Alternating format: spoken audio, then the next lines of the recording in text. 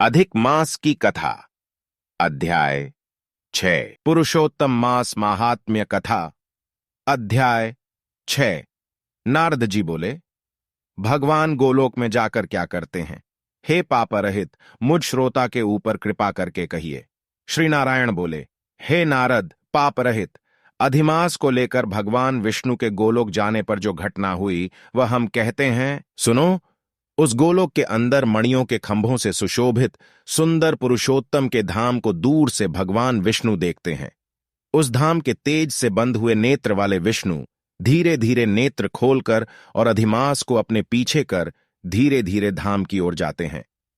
अधिमास के साथ भगवान के मंदिर के पास जाकर विष्णु अत्यंत प्रसन्न हुए और उठकर खड़ीडीढ़े हुए द्वारपालों से अभिनंदित भगवान विष्णु पुरुषोत्तम भगवान की शोभा से आनंदित होकर धीरे धीरे मंदिर में गए और भीतर जाकर शीघ्र ही श्री पुरुषोत्तम कृष्ण को नमस्कार करते हैं। गोपियों के मंडल के मध्य में रत्नमय सिंहासन पर बैठे हुए कृष्ण को नमस्कार कर पास में खड़ीडीढ़े होकर विष्णु बोले।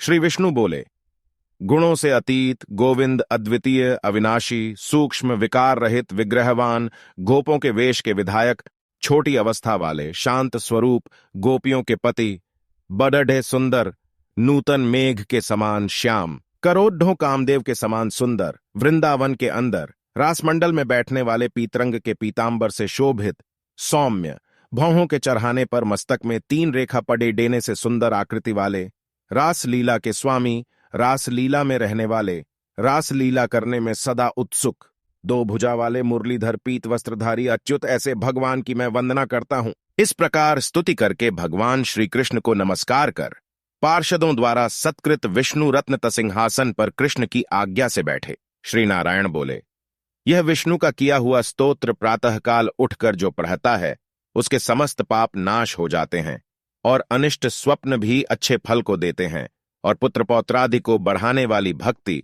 श्री गोविंद में होती है। आकीर्ति का नाश होकर सत्कीर्ति की वृद्धि होती है। भगवान विष्णु बैठ गए और कृष्ण के आगे कांपते हुए अधिमास को कृष्ण के चरण कमलों में नमन कराते हैं। तब श्री कृष्ण ने विष्णु से पूछा कि यह कौन है, कहां से यहां आया है, क्यों रोता है? इस गोलोक में तो कोई भी दुहुक भागी होता नहीं है। इस गोलोक में रहने वाले तो सर्वदा आनंद में मग्न रहते हैं। ये लोग तो स्वप्न में भी दुष्टवार्ता या दुहुक भरा समाचार सुनते ही नहीं। अतः हे विष्णु, यह क्यों कांपता है? श्री नारायण बोले, नवीन मेघ के समान श्याम सुंदर गोलोक के नाथ का वचन सुन।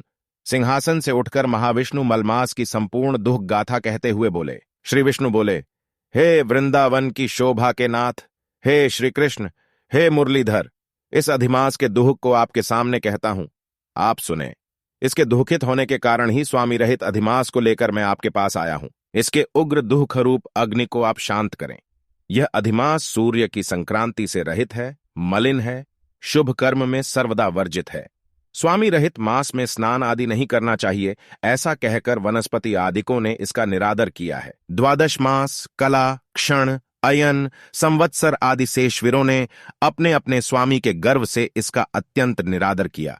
इसी दुखाग्नि से जला हुआ यह मरने के लिए तैयार हुआ। तब अन्य दयालु व्यक्तियों द्वारा प्रेरित होकर हे ऋषिकेश, शरण चाहने की इच्छा से हमारे पास आया और कांपते कांपते गड्ढी गड्ढी रोते रोते अपना सब दुख जाल इसने कहा।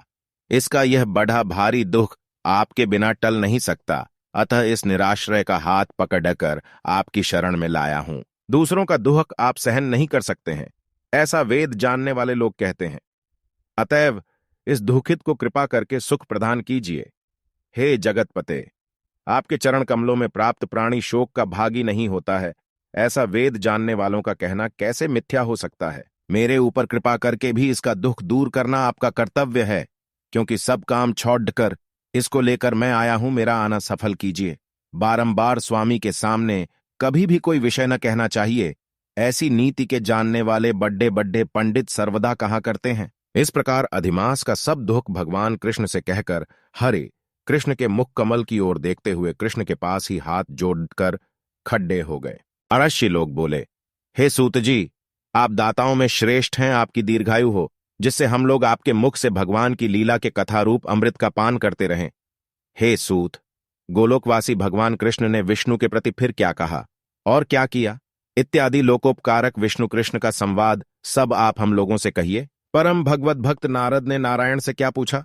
हे सूत, इसको आप इस समय हम लोगों से कहिए। नारद के प्रति कहा हुआ भगवान का वचन तपस्वियों के लिए परम औषध है। इति श्री बृहन्नारदीय पुरुषोत्तम मास महात्म्य षष्ठोध्याय 6 हरि शरणम